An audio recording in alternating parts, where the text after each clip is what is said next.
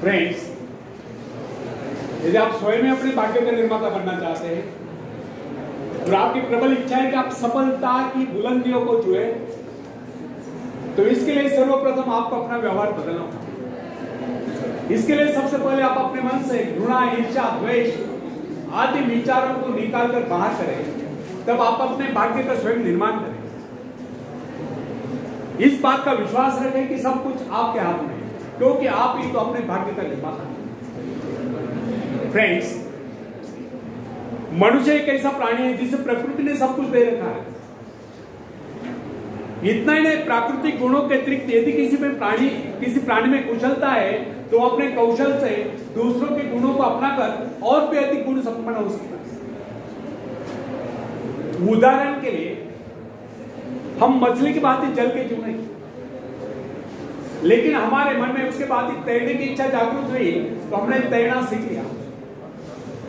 पक्षियों की भांति हमारी परवाह करने की इच्छा हुई तो हमने हवाई जहाज बना ली। इस प्रकार प्रकृति ने, निसर्ग ने मनुष्य को इस प्रकार बनाया कि वह सब कुछ कर सकता है। अतः प्रकृति से प्राप्त सुविधा का लाभ हम सब नहीं उठाते हैं, तो हम जैसा मूर्ख भला और दोनों।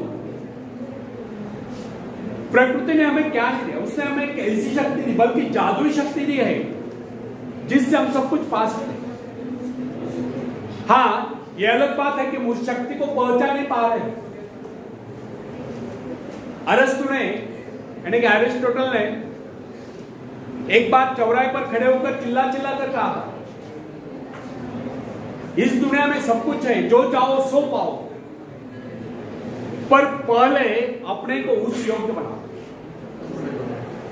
अरस्तु ने कहा, इस दुनिया में सब कुछ है, जो कर्महीन है वह कुछ नहीं पाता। एक और सत्य एक उक्ति भी है, कर्महीन नर पावत नहीं। आपको क्या चाहिए इस पर विचार करिए, फिर गंभीरतापूर्वक के लिए योजना बनाइए। योजना बनाकर उस पर अमल करें, बराबर प्रयत्नशील रहे। एक दिन आप अपनी इच्छा पूर्ति करके रहोगे, एक दिन आपको सफलता अवश्य मिलेगी।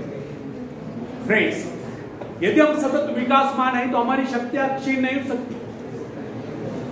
जिस प्रकार घर का कूड़ा प्रतिदिन झाड़ू से साफ करना पड़ता है, उसी प्रकार मन के कूड़े को प्रतिदिन साफ करें। निरंतर नए विचार, आगे बढ़ने के विचार, प्रगति के विचार, उन्नति के विचार मन में लाए, तब शक्तियों को क्षीण करने की क्रिया स्वयं समाप्त हो जाए।